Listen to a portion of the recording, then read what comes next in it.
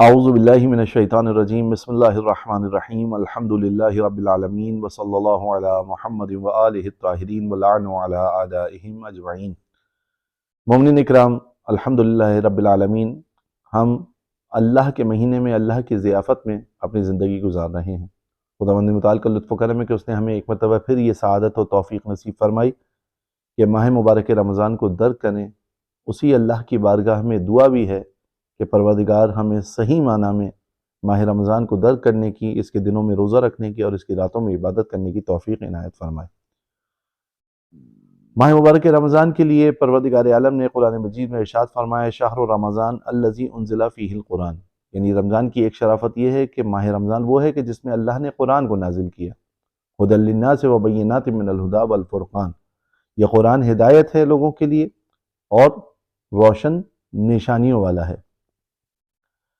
اسی طریقے سے ایک مقام پر پروردگار عالم سورہ مبارکہ بقرہ میں ارشاد فرما رہا ہے، یا ایھا الذین آمنوا کتب علیکم الصیام کما کتب علی الذین من قبلکم لعلکم تتقون۔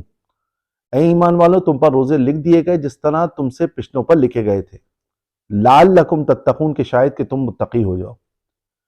بس اسی ضمن میں گو کہ موضوع جو آپ کے سامنے ہے وہ ہے خطبہ شعبانیہ کے بعض نکات کو بیان کیا جائے، لیکن آپ اس طرف مستحضر ہیں، متوجہ ہیں کہ خطبہ شعبانیہ عموماً ماہ رمضان سے پہلے بیان کیا جاتا ہے، اور رسول اللہ صلی اللہ علیہ وآلہ وسلم نے بھی اس خطبے کو ماہ مبارک رمضان سے پہلے، یعنی شعبان کا جو آخری جمعہ تھا اس میں بیان کیا تھا۔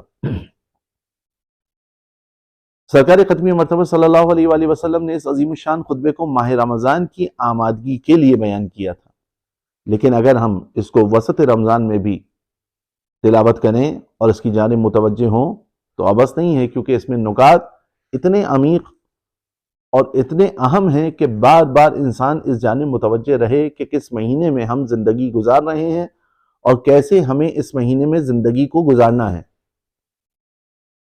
شیخ صدوق علیہ رحمہ نے، کہ جو دعا امام زمان علیہ السلام کا ثمرہ ہے، انہوں نے اپنی کتاب عیون اخبار الرضا میں اس خطبے کو بیان کیا ہے۔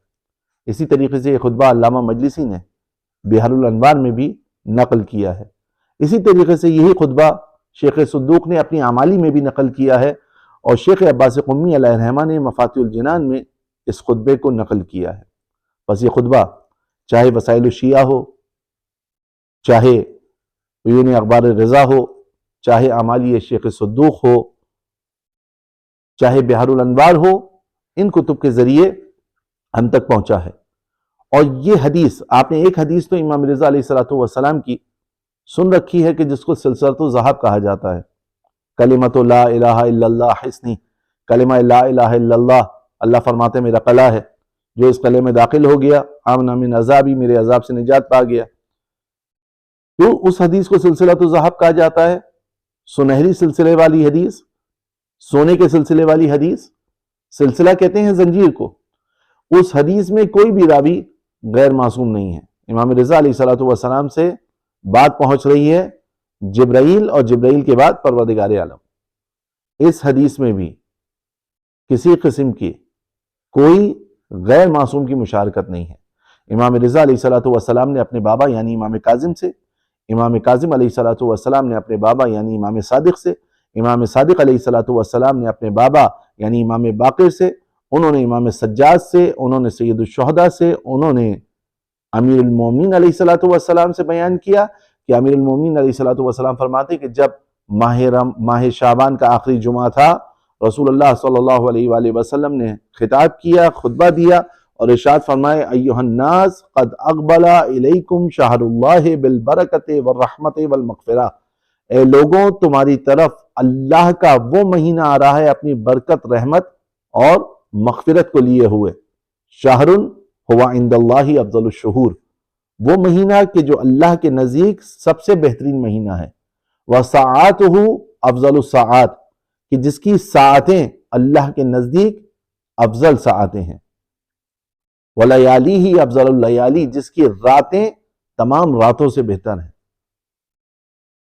وہ مہینہ کہ جس میں تم اللہ کے مہمان بنے ہو، شہر ہوا دعیتم فیہ الی ضیافت اللہ، وہ مہینہ کہ جس میں تمہیں اللہ نے اپنی ضیافت پر بلایا ہے۔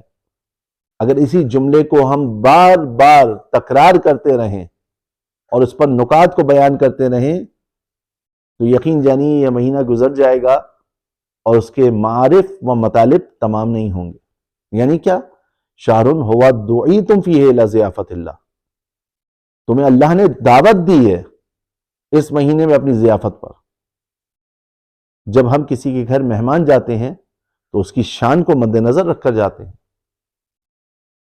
ایسا لباس پہن کے جاتے ہیں جو اس کے شایان شان ہو، ایسا انداز اختیار کرتے ہیں جو اس کے شایان شان ہو، وہاں جا کر ایسے نشست و برخاست کرتے ہیں کہ جو اس کے ادب و احترام کا تقاضا ہو۔ بس اس مہینے میں ہم اللہ کے مہمان ہیں تو ہم ایسے اس مہینے کو گزاریں کہ جو اس ذات واجب کا حق ہماری گردن پر ہے۔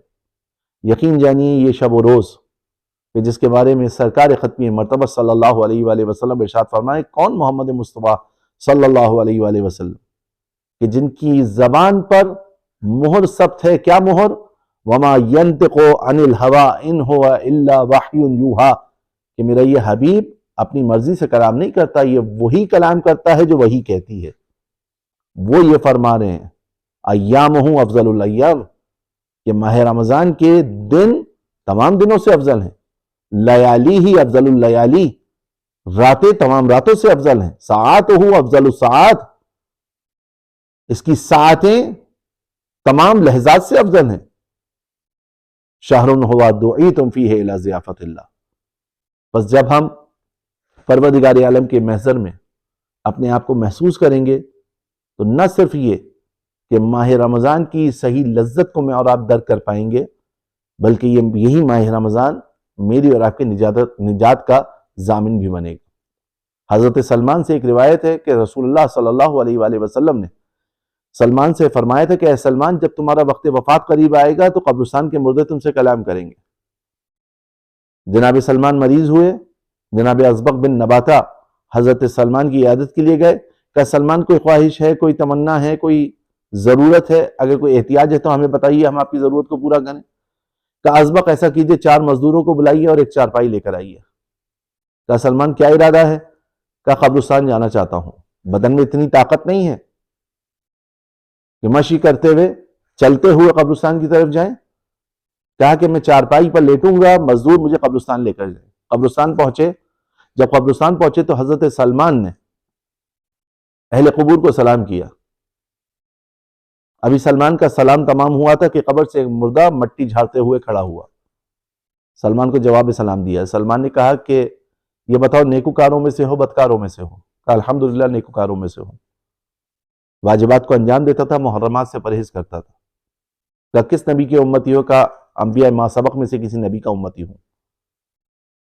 بعد میں حضرت سلمان نے اس سے سوال کیا کہ موت کے احوال کو بتاؤ۔ کا سلمان قینچی لے کر میرے بدن کو پارا پارا کر دیجئے، نشتر لے کر میرے بدن کو چھیڑ ڈالیے، مگر مجھ سے موت کے احوال کو نہ پوچھیے۔ جناب سلمان نے جب استفسار کیا تو اس نے احوال کو بیان کرنے کے بعد حضرت سلمان سے کہا سلمان آپ خوش نصیب ہیں کہ امت محمد مصطفیٰ صلی اللہ علیہ وآلہ وسلم سے تعلق رکھتے ہیں۔ سلمان نے کہا کیا مطلب؟ کہا اللہ نے امت رسول خدا صلی اللہ علیہ وآلہ وسلم کو 2 نعمتیں ایسی عطا کی ہے کہ موت کے وقت کی سختی جس کی وجہ سے کم ہوتی ہے یا ختم ہوتی ہے۔ وہ نعمتیں کیا ہیں؟ ایک ماہ رمضان کے روزے، دوسرے نماز شب۔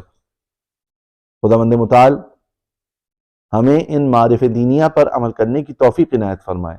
یقین جانیے بہت بہتر طریقے سے میں اور آپ اس مہینے میں پروردگار عالم کا قرب حاصل کر سکتے ہیں۔ میں نے آپ کے سامنے مشہور معروف آیت کی تلاوت کی تھی، یا ایھا الذین آمنوا کتب علیکم الصیام، اے لوگوں تم پر روزے لکھ دیے گئے جس طرح تم سے پچھلوں پر لکھے گئے تھے، لعلکم تتقون، کہ شاید کہ تم متقی ہو جاؤ۔ روزہ کہ جس کے بارے میں حدیث رسالت مآب صلی اللہ علیہ وآلہ وسلم الصوم لی وانا اجزی بہ، روزہ میرے لیے ہے۔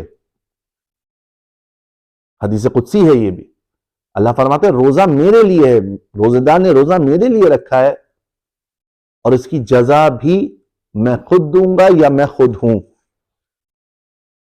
سبحان اللہ۔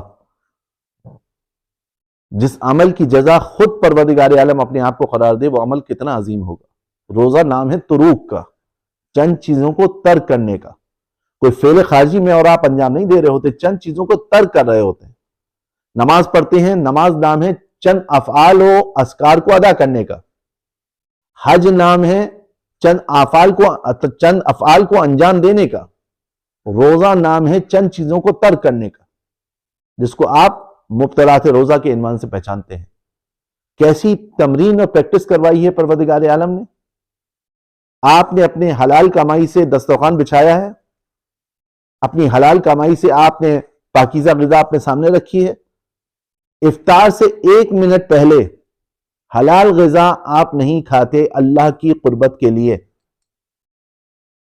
یعنی ہم عملی طور پر یہ بات بتا رہے ہوتے ہیں کہ ہم اللہ کے مطیع و فرما بردار ہیں، اور اللہ نے کیسی ہماری پریکٹس کروائی ہے، تمرین کروائی ہے؟ کہا کہ تم ہمارے کہنے پر، دیکھیں کھانا پینا عام زندگی میں حلال ہے، ماہ رمضان میں روزے کی وجہ سے حرام ہوتا ہے نا، تو اللہ ہماری صلاحیتوں کو گویا بتا رہا ہے کہ ہم نے تمہیں اتنا باصلاحیت خلق کیا ہے کہ تم ہمارے کہنے پر حلال کو چھوڑ سکتے ہو چہ برست کہ تم حرام کی طرف جاؤ۔ لعلکم تتقون، شاید کہ تم متقی ہو جاؤ۔ انشاءاللہ ان معارف خطبہ شعبانیہ کو آپ کے سامنے بیان کیا جائے گا اگلی 2 نشستوں میں۔